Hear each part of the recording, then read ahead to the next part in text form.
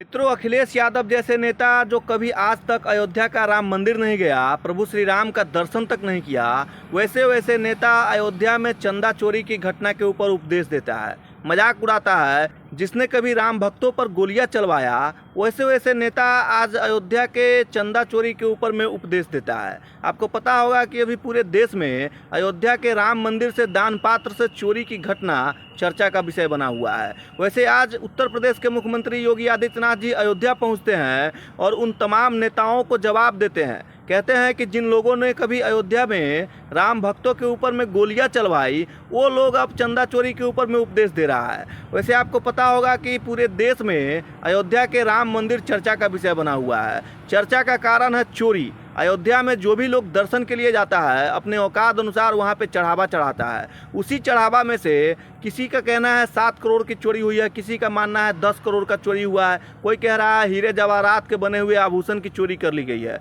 वैसे SIT team का गठन कर दिया गया है, जांच की जा रही है और उम्मीद यही है कि दोषी पाए जाने पे, कोई भी दोषी हो, दोषी कोई भी हो, कहीं का भी हो, बख्शा नहीं जाएगा। इलाज ऐसा किया जाएगा कि उसकी 7 पुश्तें याद रखेगी, उसके नस्लें याद रखेगी। मुख्यमंत्री जी से इतना ही कहना चाहूँगा कि कोई भी दोषी अगर पकड़ा जाता है, चंदा चोरी के मामले में 100 करोड़ सनातनियों की आस्था का सवाल है। जरा सोचिए मेरे भाई, हजारों सनातनियों ने प्रभु श्री राम के दरबार के लिए अपने प्राणों का बलिदान दे दिया, हजारों सनातनियों ने रक्त बहाया, कई पीढ़ियां बीत गई, 550 सालों का संघर्ष बीत गया, जिसके बाद प्रभु श्री राम का भव्य और दिव्य मंदिर बनकर के तैयार हुआ।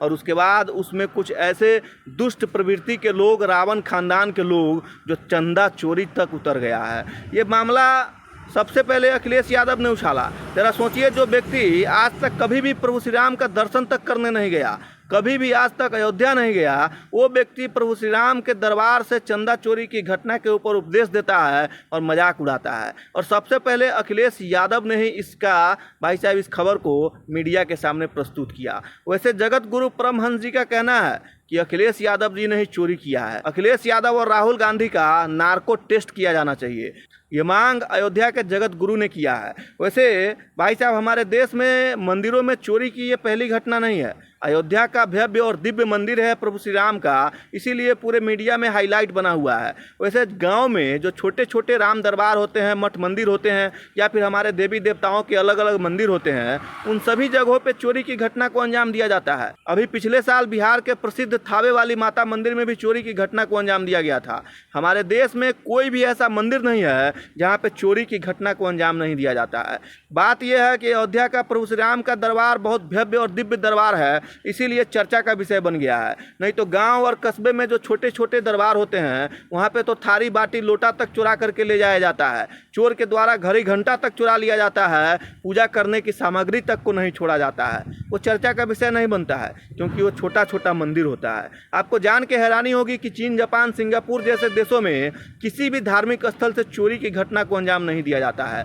चीन, जापान और सिंगापुर जैसे देशों में धार्मिक स्थल तो छोड़ दीजिए, मकान और दुकान तक में चोरी नहीं होती है, क्योंकि वहाँ पे कानून का खौफ है और वहाँ पे अपराधियों में भय है। लेकिन भारत का कानून इतना सड़ा हुआ है कि यहाँ पे अपराधियों के मन में कोई भय ही नहीं है, कानून का कोई खौफ ही नहीं है। तभी तो हमारे देश के मंदिरों में, पवित्र स्थलों पे चोरी की घटना तक को अंजाम दे दिया जाता है। जरा सोचिए, वो राम मंदिर जिसके लिए 550 सालों तक लड़ाई लड़ा गया, कितने पुश्तें बीत गई, कितने नस्लें मिट गया, सैकड़ों सनातनियों ने, हजारों सनातनियों ने अपना रक्त बहाया, हजारों सनातनियों ने अपने प्राणों का बलिदान दे दिया। उस मंदिर में आज चोरी की घटना को अंजाम दिया जा रहा है। वो चोर, जिस चोर को दान पात्र में पैसा गिनने का जिम्मेदारी दिया गया था, जिसका तनख्वाह 18,000 से 25,000 के बीच है, उसके यहाँ पे बड़ी बड़ी गाड़ियाँ हैं, वो आईफोन चला रहा है। जरा सोचिए मेरे भाई, ये लोग कैसे लोग हैं जो मंदिर तक को नहीं छोड़ रहे हैं। ऐसे ऐसे लोगों को शायद भगवान भी माफ़ न करे। लेकिन अंत में सिर्फ इतना ही कहना चाहूँगा माननीय योगी आदित्यनाथ जी से, दोषी कोई भी हो, अगर एसआईटी टीम का गठन किया गया है, जांच किया जा रहा है, अगर मामला सत्य पाया जाए, दोषी कोई भी हो, सजा ऐसा दीजिएगा कि इसकी नस्लें याद रखे, इनकी 7 पुश्तें याद रखे, और इनके नस्लों को, इनके 7 पुश्तों को राम मंदिर के आसपास तक भटकने नहीं दीजिएगा। अयोध्या के एंट्री पे बैन लगा दीजिएगा, क्योंकि ये लोग जो है 100 करोड़ सनातनियों के आस्था के साथ में खिलवाड़ किया है। जरा सोचिए, हमारे देश का भव्य और दिव्य राम मंदिर जिसको बनवाने के लिए न जाने कितने हजार सनातन धर्म के लोगों ने अपने प्राणों का आहुति दे दिया, अपने प्राणों का बलिदान दे दिया। हजारों सनातनियों ने रक्त बहाया। 550 साल के संघर्ष के बाद वो मंदिर मिला और उस मंदिर में आज चोरी की घटना को अंजाम दिया जाता है।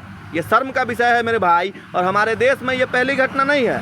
इससे पहले भी हजारों मंदिरों में चोरी की घटना को अंजाम दिया गया है। गांव में तो ऐसे छोटे छोटे मठ मंदिर होते हैं, हमारे देवी देवताओं के मंदिर होते हैं, जहां पे अनेकों बार चोरी की घटना को अंजाम दे दिया जाता है।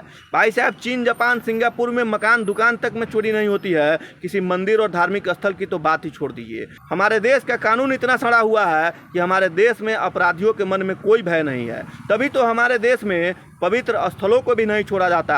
हमारे देश के भव्य और दिव्य राम मंदिर तक को नहीं बख्शा जा रहा है। जरा सोचिए, कोई भी राम भक्त अगर अयोध्या राम मंदिर में दर्शन के लिए जाता है तो अपना औकात अनुसार वहां पे चढ़ावा चढ़ाता है, और उसी चढ़ावे को चोरी कर लिया जाता है। मैं मुख्यमंत्री जी से इतना ही कहना चाहूँगा, एसआईटी टीम का अगर गठन किया गया है, मामला सही पाया जाए तो दोषियों के खिलाफ ऐसी कार्रवाई कीजिएगा कि इनकी नस्लें याद रखे, इनकी 7 पुश्तें याद रखे, क्योंकि ये लोग 100 करोड़ सनातनियों के आस्था के साथ खिलवाड़ करने का काम किया है।